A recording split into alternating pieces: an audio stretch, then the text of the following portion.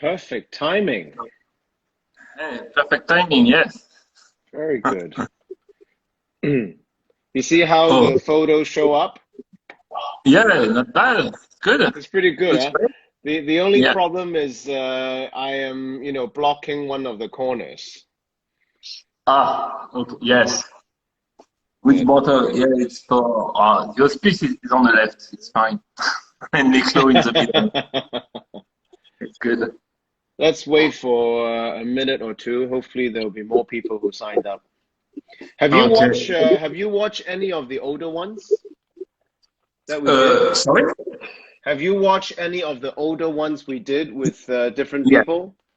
Yeah, yeah, Yeah, no, so it's great. the idea is, of course, do it live now, but then also have it on record so that people will see it later. Okay, no problem. Because normally live, it ranges from maybe 20, 30 people, but later Okay. on there may be, 300, 400. Yeah, okay.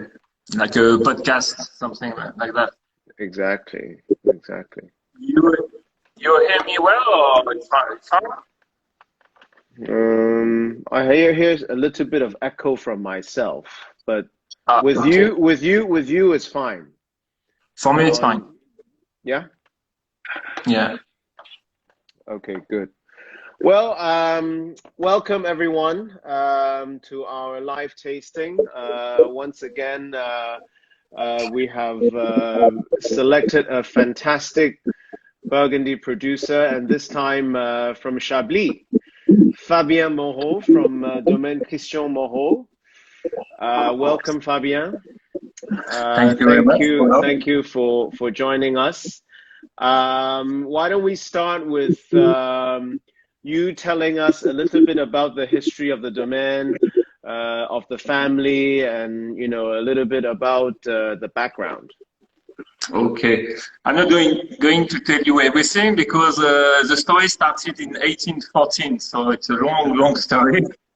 But more the general things, the Domaine Christian Moreau Pere really started under this name in 2002 with the 2002 vintage.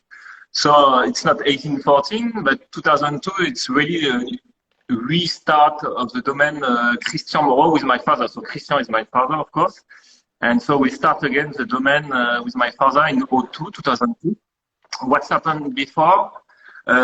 So the first Moreau arrived in Chablis was Jean-Joseph Moreau.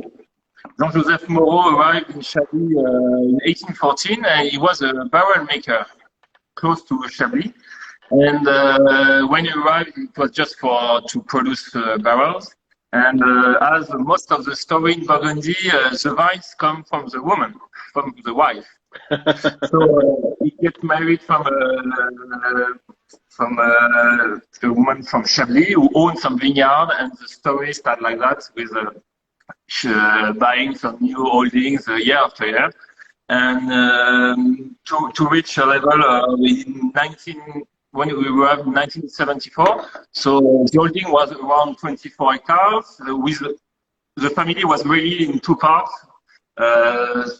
Christian, my father, and Guy Moreau, my grandfather, and my cousin parts, Louis Moreau and Jean-Jacques Moreau. So they work together like that. And also they create a big negotiation company, J. Moreau et Fils. So After the founder. Yes. Okay. So before Christian Moreau Fils, the name was all the wine from the family, from the vineyard, was sold under the label of J. Moreau et Fils. But during this time, in 1970s, 1980s, J. Moreau et Fils used to sell between 7-8 million bottles. So it was not the same story than today. J. Moreau et Fils at this time export in 120 countries and selling wine from all over France, mostly Chablis, of course. So from his own domain and also from Must and wines are buying. And also, but they sell Beaujolais and everything. So it was almost the biggest seller in Chablis. And at this time, in 1974, my grandfather and Jean-Jacques Moreau decided to sold half of the negotiation company, and finally everything in 1981, I think. But until 1998, the holding of the family was remaining in Moreau. So it means my father was both sides, grow the grapes, selling the grapes to Moreau, and he was technical director in Moreau. Finally, in 1998, it's Jean-Claude Boisset from Nuit Saint-Georges who bought Moreau. And finally, the family decided to retire, to stop the contract of supplying all the grapes of the Domaine to the negociant company. So since 1998, there is no Moreau family members in Moreau. And finally, two domains start after that. We start the domain Louis Moreau, my cousin, and the domain Christian Moreau Pere. So that's, and how did you split the land between Louis and Christian? The thing is, it was we were lucky because we are big holding. You could in Burgundy most of the time it's very small plots, quite hard to share, but we were almost very concentrated in Grand Cru and Premier Cru Vaillant with big plots. So, for example, Les Clos, now we are producing a Grand Cru Les Clos with 3 hectares, it's one block.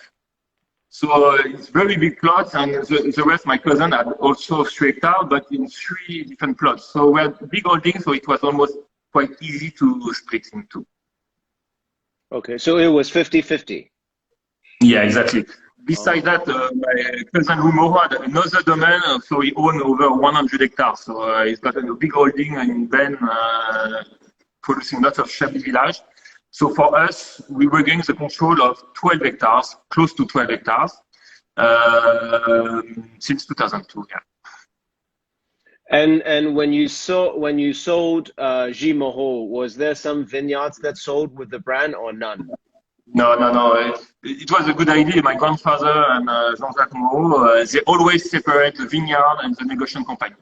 So when they bought G Moreau, the name G Moreau, it still exists, but without any lands outside.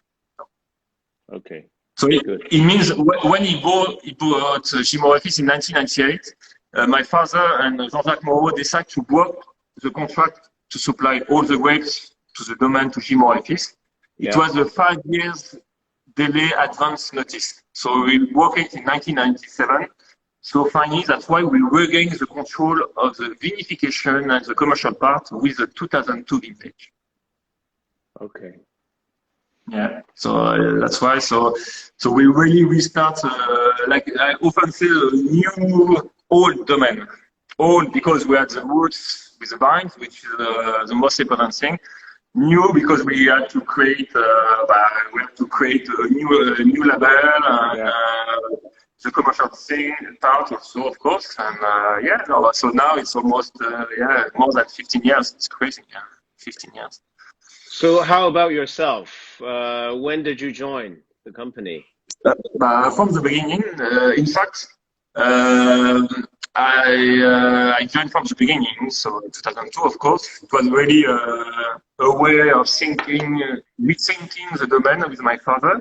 Yeah. And me, I did lots of general studies, biologic studies, and step by step, I moved to the viticulture and the enologist side. So it's not my father who pushed me in the vineyard when I was 14 years old. No, he's good for that. Even if my father is a strong personality, you know, Polo, that he is quite strong personality. Yeah. But I got 2 other brothers, and all 3, my father never pushed us to do that. So it's just step by step. My 2 older brothers didn't want to do that. To do other things, and me just step by step I moved to this to business. So I did a viticulture license in Dijon after 2 years of biology, enologist degree, and a master after more how to manage an estate. It was in Bordeaux. How old were you when you joined? I was 27. Okay. Are they in the picture here? Your brothers? No. No, it's me. Okay. Me and my father in the In the middle, yeah. Okay. Yeah. And the others are the And colleagues. yeah, no, it's all the team you see. It's not a big team. The domain, it's 5 person in the vineyard. Julia working part-time at the office. My father and me. So it's very we're a very close tight team. It's good. Good. So what's happened when I finished my studies in 2000 in Bordeaux? So we knew that we were getting the control just after harvest 2001. So I had 1 year to do other things maybe, and so I moved 1 year in New Zealand just to trying to speak English because it's very useful. And so I spent 8 months in New Zealand in a winery in Hawke's Bay, and after 5 months. Which one were you at? Natarawa. Oh, okay. Yeah, it's on the Glimet Road in Hawke's Bay. Okay. And so 5 months in South America with a backpack with my wife. So that's it. And I just arrived in Chablis in October 2001, and the Domaine Christian Moreau, the name was officially deposed in 1st November 2001. So from the beginning. Wow, okay.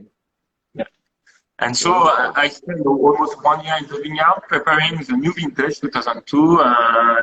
The time to buy the beer for that, the press, everything, roses, pump, create the label and everything.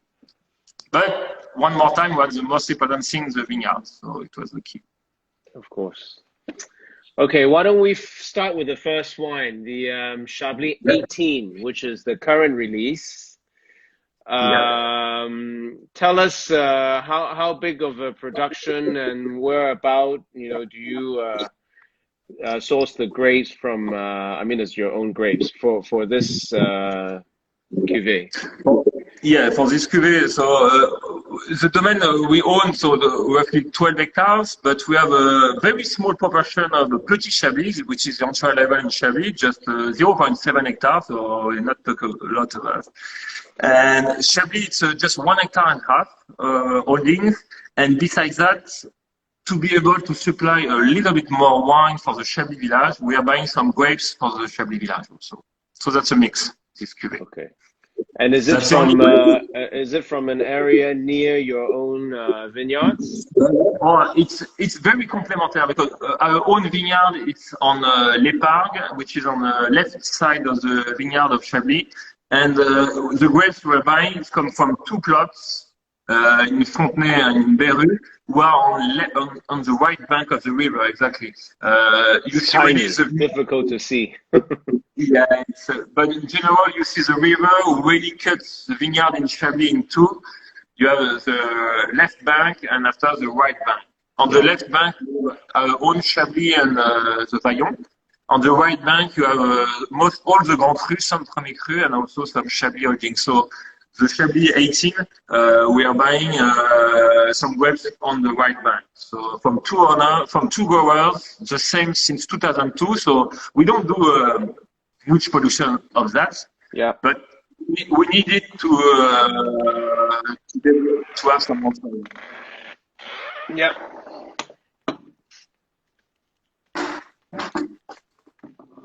And tell us a little bit about the vintage, 2018.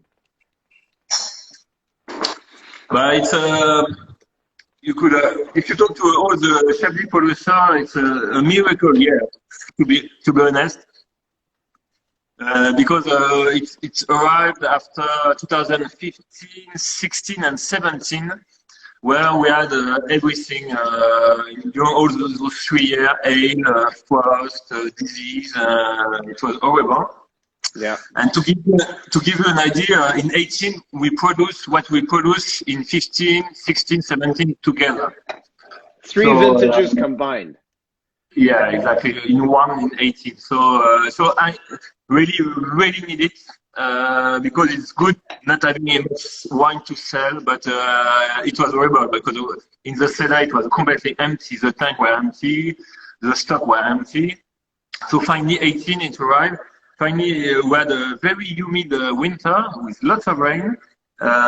It dried during the spring, And after a very warm summer, August, July was very warm. So finally, we had early picking between the 4th and 18th of September.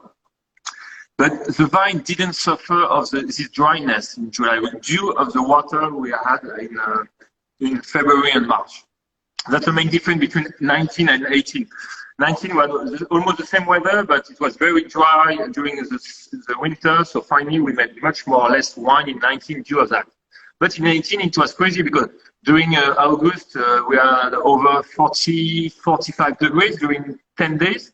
And Wow. I figure when I came back from holiday, most of the grapes would get burned like we had before. But it was amazing. No problem, no disease, so perfect grapes really. And so finally, yield was between 65 to 75 hectoliters, even for the Grand Cru, so that's quite large. Normally, we are at 50 in good years. Yeah. But it's crazy. We used to produce volume like that in 2004 and 2011, but 2004 we had lots of disease, lots of oidium, lots of grape to sort. In 11, we have to chapterize. It was not so concentrate, that's right. But in 18, nothing to sort. All the degrees were between 13 to even 14 degrees. So really come from God. And finally, we had some wine very easy to approach when even if it's young, lots of fruit, peach, but we maintain, I think, a certain level of tension and acidity, which is good. No, I mean it's always very approachable and you know, very Chablis-like, and even with a production like this big, I think the wine still delivered, you know, great quality. The only thing I observe is you don't have the organic label like the other ones. Yeah, that's why it's come two-thirds from grapes we are buying. The problem in Chablis, there is very few producers who are organic certified. And it's impossible to find some grapes to buy who are certified. Because the few who are, it's just to produce their own wine and to sell it. Yeah. But I think Chablis is starting to move a little bit on the organic farming. So we start last year we bought a small in grapes parcel were organic certified, and maybe next 1 or 2 years we'll be able to just buy organic grapes. So that's really the goal. But the final goal is to find 5 hectares of Chablis to rent or to buy. But if we can't, it's to find organic grapes. But so far it's impossible to find. But after, in the cellar, so we're buying the grapes. In the cellar, it's the same vinification than the rest of the domain. It's a natural fermentation. The only thing we add to the wine, it's a small amount of sulfite it needs. It's not a natural wine because we want that the wine could be tasted and enjoyed in 2, 3, 5 years, I think. So small amount of sulfite, and that's it. That's the only thing we add to the wine. And I mean, in order to find those organic grapes, I mean, you probably have to look, you know, quite hard, because as you mentioned, there aren't many of these vineyards that have turned organic. But what is the most, I mean, is it more difficult to do it in Chablis, or people just don't want to do it? I think it's a mix. The economic situation in Chablis is quite good. It's sure there is a region area who are much harder to sell compared to Chablis wine. Yeah. So even if it's not so good Chablis, you will always sell it. Maybe not at the price we are selling, okay?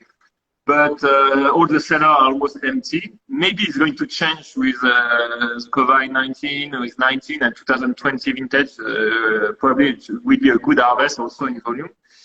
So it's a mix. So people don't have the pressure to sell it like you see maybe in Loire Valley as a pressure. It's not so easy to sell some wine there. So people make more effort. For us, people, or whatever, if I could harvest everything by machine, I sell it. If I put some chemical in the vineyard, well, I'll sell it. It's not a problem. But there is a change also, because when you look back in the past, 10 years ago, we had much more rain. We had lots of botrytis pressure in Chablis. So it's really the northern part of Burgundy. Yeah. So it's not so easy. Lots of mildew pressure. And you like now for the last 6-7 years, except 2016, it's very easy. The 3 last year, it's crazy. Organic farming, I spray last year 4 times. This year will be more 7 times. In 18, it was just 5 times. It's crazy. It's almost nothing because it's very dry. We had some rain, but in short period. So it's much more easy. And that's why I said, I think there is a move step by step to organic farming now. Okay. We could see that big domain are moving to this way. And I think it's a good idea to have to move. That's good. You mentioned very briefly about sales. I mean, how has, obviously this wine is a restaurant wine. It's, super popular. How has it affected the business for you guys in the last few months? Actually, sure. All the restaurants everywhere in the world were closed. So we don't sell in supermarkets or in bulk or in bib or I don't know. So sure, we were affected. After, it's not a catastrophe, to be honest, because we saw that people who organize their sales, our importer, and the sale in the seller shop was very good. And the people who just were very reactive work well. It means they deliver themselves the wine to the private consumer.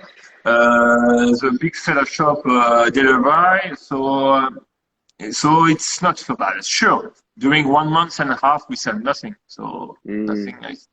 But for at least 1 month now we see because we're still exporting 90% in 44 countries. Okay. So. Now, for the last month, we have quite a good order in different countries. Sure, it's not a big order in volume, but there is order. So it means things are coming back. Yeah, exactly. Yeah, we see the same thing here. And in fact, in June, it was a big rebound. And it caused some headache because for, 2-3 months, things have been quite slow. But all of a sudden, June, it bounces back. So we didn't expect that. And it bounced back to an even higher level than last year, same time. So a few things like, the Rosé, we didn't expect Rosé to come back so quickly. But all of a sudden, it went like this. So all the basic wines. So I also see the same issue with, the Bourgogne, the Chablis Village, and all those wines.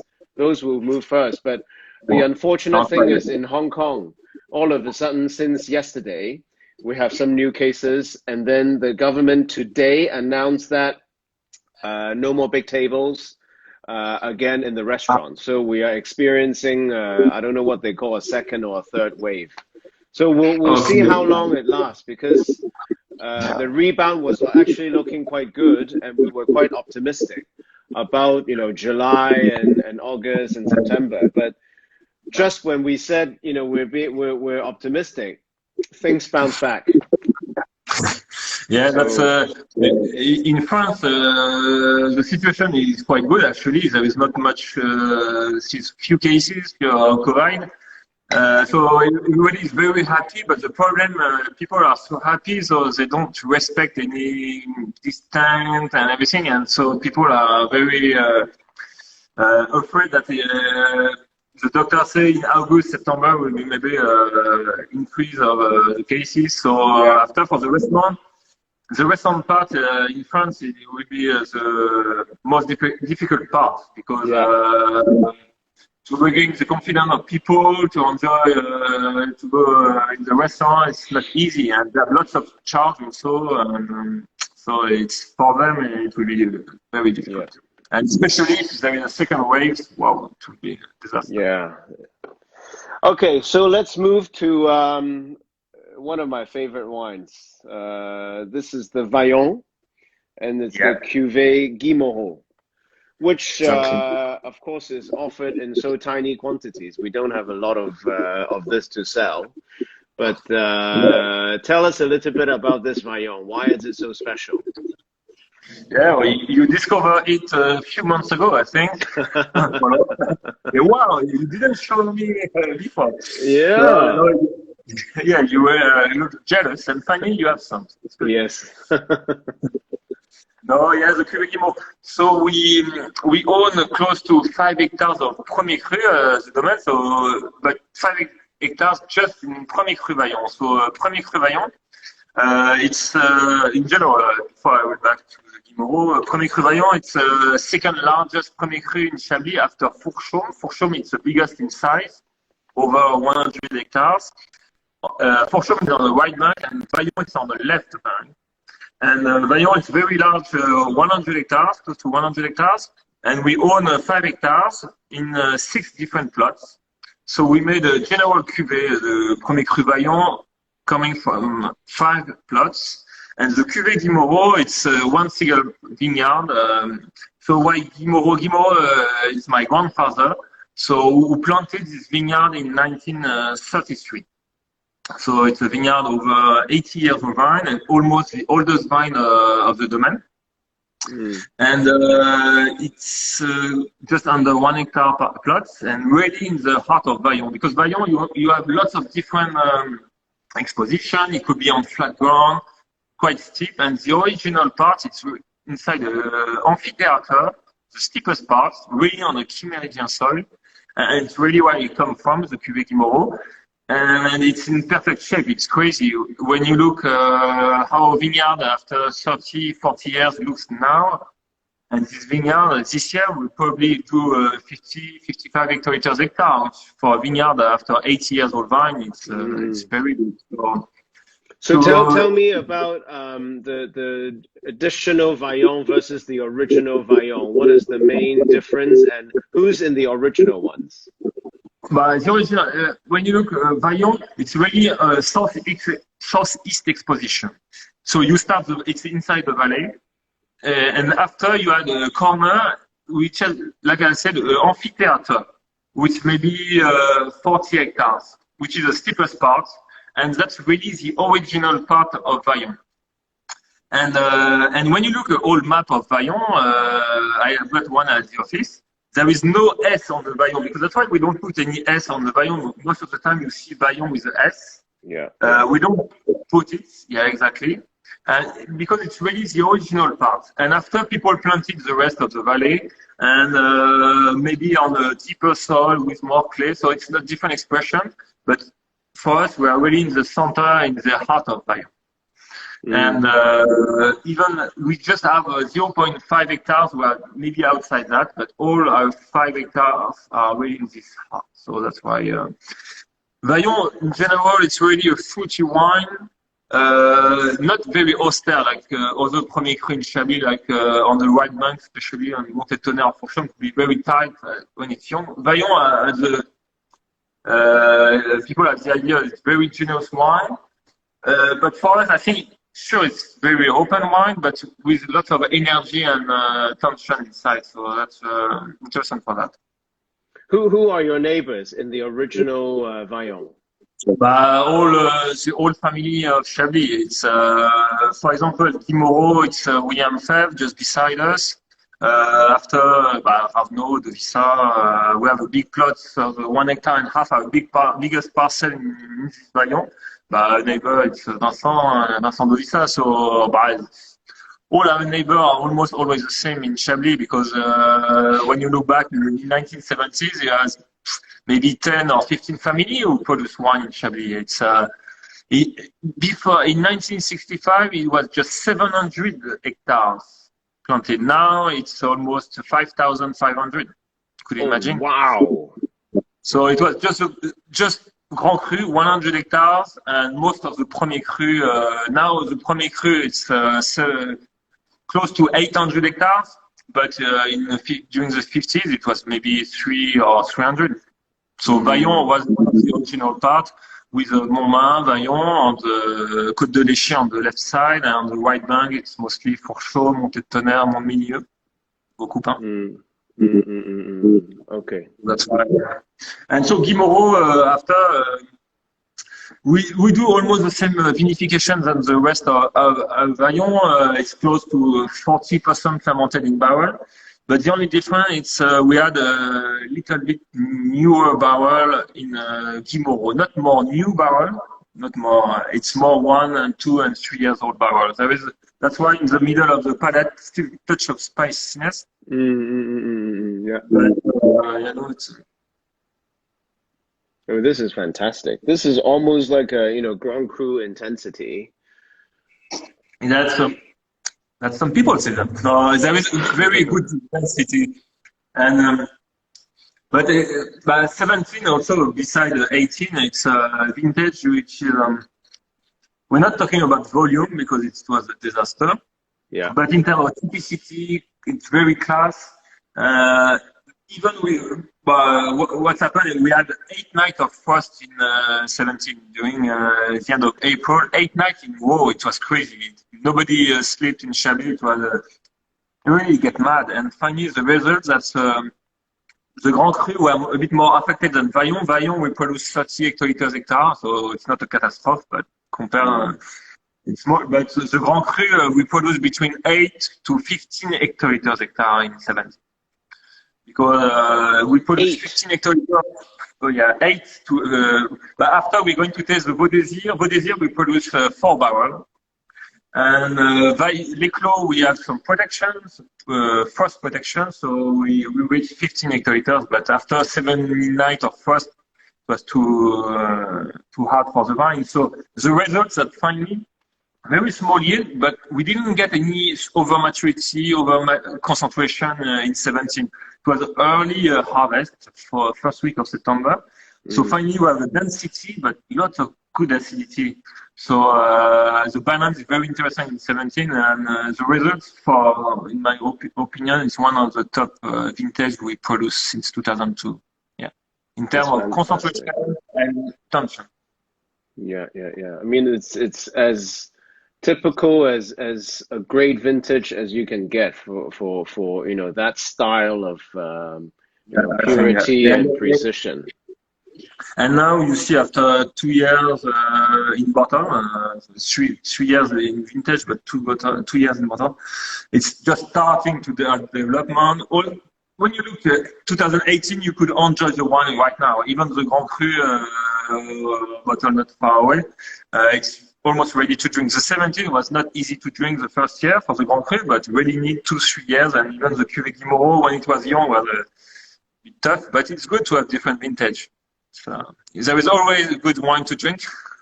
That's good. No, but the only problem is, when people think about Chablis, they don't really age them. They tend to drink them quite fresh and young. Yeah. But we all understand. We should understand that good Chablis will age for as long as any of your Côte de Beaune cousins. I think so, especially the Grand Cru and the Chablis Village. After 6 months in bottle, okay, it's on the fruit. You don't need. You're not looking for long aftertaste, complexity. You could have some. You're not looking for that. But the Premier Cru, 2-3 years, it's perfect. And for the Grand Cru, after 4-5 years, it's perfect. I'm not a big fan, as my father, of Chablis after 30 years, or very old Chablis. But 5 to 10 years for a Grand Cru, it's perfect. You have a balance, a mix between freshness and first evolution. Have you tasted some of your first releases? 02, 03, 04. Yeah. How have they aged? Yeah, but 02, I'm going to be very honest. 02, I was just went out from the school and said, I'm not going to put so much sulfur, 3SO2 before bottling. And I was not, should have to be more generous on the sulfur. Okay. After 3-4 years, there's a certain one. Well, so when you taste big bottle like Magnum, Girogram, some O2 are really great because O2 was a good vintage. But for me, I was not so. I was just new and new. So it's more my fault sometimes, especially on the like Moreau and some Van Muir. It was some evolution too early for me. Okay. O3, but O3, you know, we made everything get burned in O3 due to the way it is in France. So it was special vintage, and O4 was much more generous. Mm. Okay, so let's move to Vau d'Azir. Yes. So Vau d'Azir. So Vau d'Azir is on the right. Yeah, together with all the Grand Cru. Yes. If you look by the Grand Cru, so it's just 100 hectares in Chablis. The Grand Cru 100 hectares compared to 5,500, so it's just a tiny drop of all the volume in Chablis. 100 hectares, they are all in row, so it means a different exposition, but there is no cut. And 7 different clima of Grand Cru. Starting from let's say east, you have Blanchot, L'Éclos, Valmure, Grenouille, Vau d'Azir, Bougreau, and Létreuse. So that's 7 Grand Cru. So the domain, we own 5 hectares of Grand Cru, so quite lucky to have this kind of holding with 5 cuvées of Grand Cru. We own some Blanchot. Tiny, just 2 barrels. We produce just 2 barrels a year of Blanchot. We have half an hectare of Vau d'Azir, 1 hectare of Valmure, so 3 hectares of L'Éclos, and we have a special cuvée we call Clos des Hospices, half an hectare inside L'Éclos. Yeah. So they have all different exposition, and the particularity, if you look, I just have, maybe I could show you the map. I don't know if you see something. No, it's hard. But anyway, Vau d'Azir, in terms of typicity, you know, Chablis, the key of Chablis, that's a terroir, that's a key méridien soil. Is this better? Yeah, perfect, exactly this one. Yeah. So Vau d'Azir, you see, it's inside the valley. So the terroir of Chablis, it's a key méridien, the soil with oyster shell fossile, which is mixed with some clay. And that's a mix who makes the chiméridien, this kind of minerality, the tension of what you have in Chablis. But depending where you are more limestone or more clay. And Vau d'Azir is really on the limestone side of the terroir. So it's wine with always of very floral, delicate, some fruit. Maybe don't have the structure, the power of Valmure or L'Éclos, but it's very. We often say that. Vau d'Azir is the most feminine wine in terms of elegance and structure. Would it be the most approachable out of all the Grand Cru to start? I think, well, yeah, exactly. When it's young, and you will see with L'Éclos after, Vau d'Azir, I think it's much more open and generous on the nose, more approachable. But you have a good tension and good energy at the same time. Yeah. But Vau d'Azir, when you look the map of Vau d'Azir, which is interesting, it's inside the valley, so you have the 2 expositions in Vau d'Azir. You have a southeast exposition, and after you have the northwest exposition. So it gives really 2 different one kind of Vau d'Azir. So it's interesting. There is few Grand Cru. There is also Valmure. It's the same thing. You have two expositions: the northwest and the southeast. So what about yours?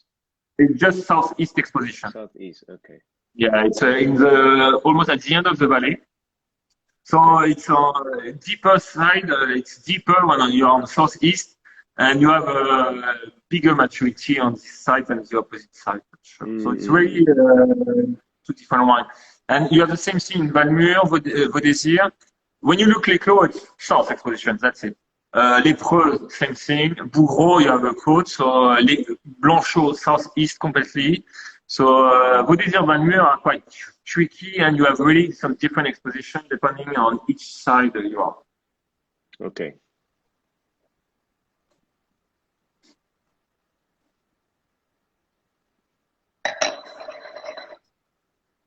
So in 17, we produced just 4 barrels of Vau d'Azir, 4 barrels, so it's nothing. And so everything was fermented in barrel. Due of this volume, we did everything in barrels, not new barrel, just to bring structure and tension to the wine. So what year are the barrels? In 17 four barrel, we had a 1-year-old barrel, 3, 4, and 5 years old barrel. Okay. And it stayed during 12 months in barrel. Just after, and we pumped the wine just after harvest, the next harvest. Yeah. We bottled that before Christmas. Okay. Do you always bottle before the second winter? But normally, but in 2014, 15, 16, we used to bottle the Grand Cru the February, so after 18 months. But the problem, so due to the very small crop, 17, same thing, so we don't have anything to sell. And to be honest, the Grand Cru for us, it's half of the domain. So on the financial side, to be honest, that's why in 18 we bottled earlier, the first week of December, because we need to sell some wine. So that's one of the reasons sometimes you need to earn some money. Yeah. And I think it was a good idea for us, especially because we bottled all the Grand Cru in early December. We ship lots of wine December, January, February, and March was the COVID-19. So we were lucky because we ship lots of wine and finally agent, you include, we get paid in time. So we were lucky for that. So, but in 19, my forecast, I already booked the bottling for the middle of January for the Grand Cru. 18 will give us the time to bottle later the wine. Yeah, yeah. Okay. But for example, yeah. Okay, so let's move to Les Clos. Yeah.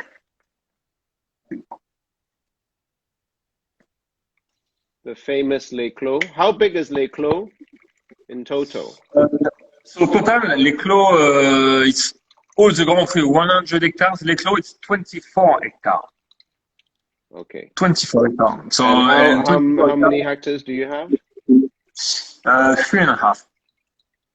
So we were one. Yeah, with the clou des hospices. With the clou des hospices, it's so this flavor, Les Clos 17. So we produce. It's come a big plot, 3 hectares in one block. So we're quite lucky to have this nice holding in Les Clos. And Les Clos, sure, it's the original part of the origin of the vineyard in Chablis. It's just outside the village, completely facing south. So the monk were lazy. He just planted 100 meters outside Chablis. So no, sure, it's the best exposition, one of the best exposition, and I'd say people say that's the king of the Grand Cru in Chablis.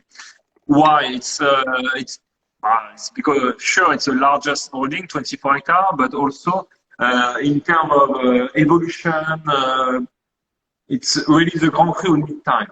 Really in time. Vaudésir, Blanchot maybe are more approachable when it's young. Valmure in time also, but Les Clos it's always always a good experience. Even now, you see it's quite restrained on the nose. You can't really taste much. Yeah, exactly. But you see, a vintage like that for a sommelier, you just decant Les Clos, not 3 hours before, like Bordeaux half a day before, just 20 minutes before. When you choose the wine, decant it 20 minutes, and you will see the change in your glass. When you pour the wine the first time, well, it's tight, touch of smokiness. Yeah. But after in 5 minutes, it will change, and you have much more development after half an hour, 1 hour. You have the time to drink it. No, it's. I mean, it's so intense. You can feel the richness. You can feel the intensity. I mean, there's a lot of power as well. That's why it's 17. That amazing acidity in the 17. Yeah. That's keep the wine alive in your palate. It's give you the desire to taste another glass, and you have the concentration. It's not Chablis. It's not just acidity, minerality. Our wine are much alive than something always very hard. It's not green acidity. That's where you see the minerality come from the soil, not from the acidity total. You could the chemical side. It's really from the stone, and you have texture, lots of oil flavor, saltiness, and with the concentration, it's something not too hard. It's you have lots of development, and no, it's just the beginning of this wine, I think. Yeah. If you are lucky to have some, because it was. I've gotten smarter. I start aging more of your wines for a few years now. But then, you know, the problem is you can't age everything. Once you start aging everything, you're like, okay, what do you do now? What do you sell? You can't just sell Petit Chablis and Chablis. But then, you know, more people are demanding because the customers are also getting quite knowledgeable, and they said, yeah, great, you know, but well, you have 2018, but can I have something a bit older, more mature to drink?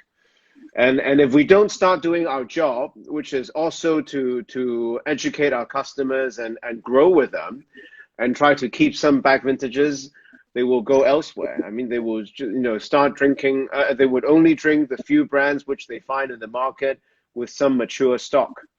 So, you know, I feel like this is also our job to, you know, grow with these customers and also age a little bit of the wines when we can, and then offer them, you know, a back vintage offer. You know, for example, we would love to offer, you know, the 14s, but, you know, we're down to, you know, 1 or 2 cases. So we just sell 1 bottle at a time.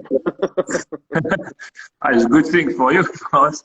No, but, you know, it's one of the reasons that I hope that 2020 also will be a good vintage in terms of volume to give us, because before 2015, we were able to, sure, for the Chablis and the Premier Crévaillon, the market needs a new vintage, so it was a rush. And before those hard vintage, we are able to have 1 year delay for the Grand Cru. It means, for example, we sell now the 18 Chablis and Premier Cru, and just start selling the 17 Grand Cru. It's not the case now, due to the total of 3 very hard vintage. But I hope we'll have a delay like that, and to do our part of job also, to put on the market Grand Cru after 2 to 3 years, enfin 1-2 years, would be a good idea.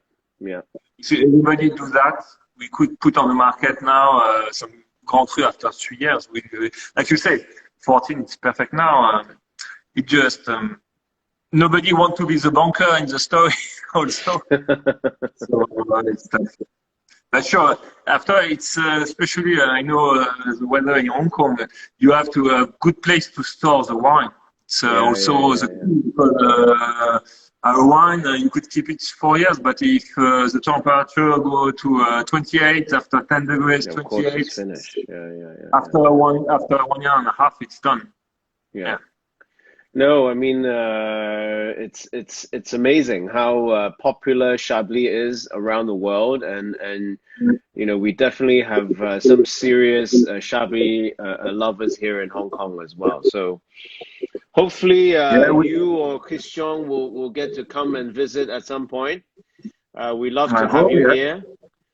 Yeah, because with Chinese food, especially the seafood, the very fresh and simple style of seafood that some of the Cantonese cuisine that we cook, it goes extremely well with Chablis. So yeah, exactly. We have to do this together, because you guys don't have good Chinese food in France. No, at all. That's why I have to come back. That's why I have to come back. It would be great to see you. Anyway, anything you want to add? No, it's just any questions from anyone who's watching? I saw some Bordelais watching earlier. Yeah, I see that my father. Your father just waved at us. Also, yes. My father is watching. No. Is he next door? Is he in the office, or is he? No. He's looking after my boy. Okay, okay. My son. He's in mountain, of course, like otherwise, and he's coming back next week. Okay, good. Well, all right then. Thank you, Fabien. It's been great chatting with you. Thank you for the invitation. No, it's great. I hope people learn more about the Domaine Christian Moreau Pere Fils, and I wish you a good summer and also a good harvest. Which is quite soon, huh? It's going to be when? End of August? Yeah, forecast maybe 27, 30 of August. Yeah. So you only The have a thing short is, holiday. yes, very short. No, I will take some. Oh, hey, we had 3 months of holiday, no, before. No, Yeah, yeah, no, we had yeah, yeah. we had some work in the vineyard. It was not the commercial part was out during 3 months, but no, just follow, stay safe, of course. Thank Everybody you. have to stay safe at Altaya, and hope see you soon. Yep. See you soon. Thank you. Santé. Santé, Pere. Cheers. Bye. Bye. Bye.